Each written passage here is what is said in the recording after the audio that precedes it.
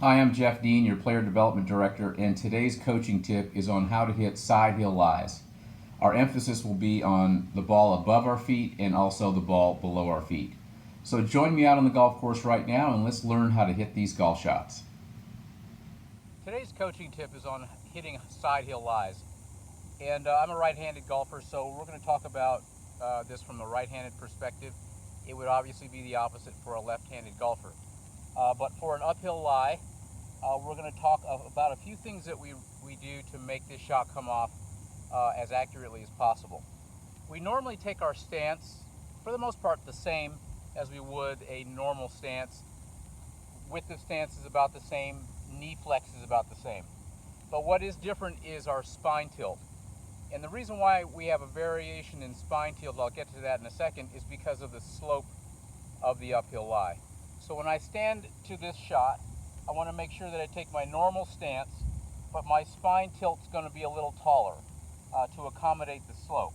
And what will happen after that will be my swing path. When I actually make the swing itself, the swing path will be a little bit more horizontal or flat than normal, and so the ball flight will tend to travel a little bit more right to left or a draw shot. So when I set up to an uphill lie, I have to accommodate the variance of the ball flight by aiming slightly right of the target. So when I set up to the ball here, I want to make sure that I'm aiming slightly right of the target. When I do set up to the golf ball, I want to make sure that my spine tilt is a little bit taller or higher than normal and accommodates the slope. And then from there, I go ahead and make my normal swing.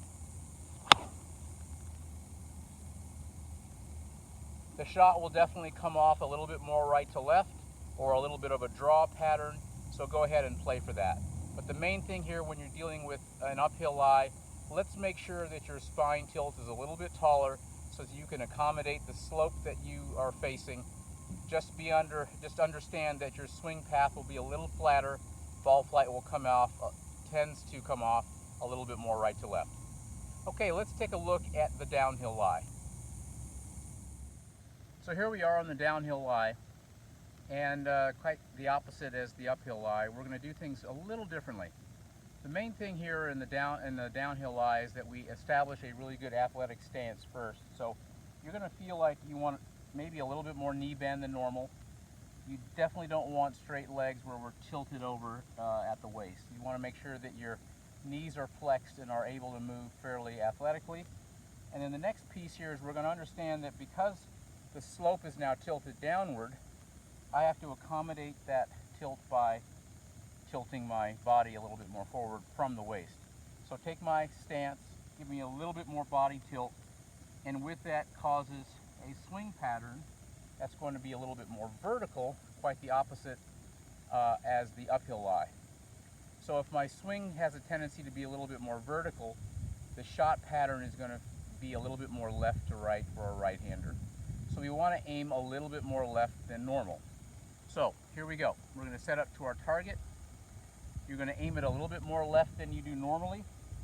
You're going to take your stance with a little bit more knee bend, and then go ahead and feel comfortable tilting forward a little bit more.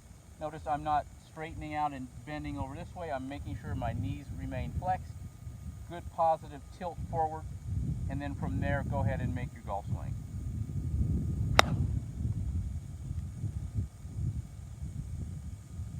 What's going to happen is the ball will start off a little bit left, and it will more than likely drift a little bit to the right.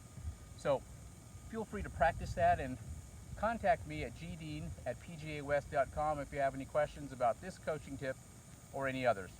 Have a great day, and I'll see you soon.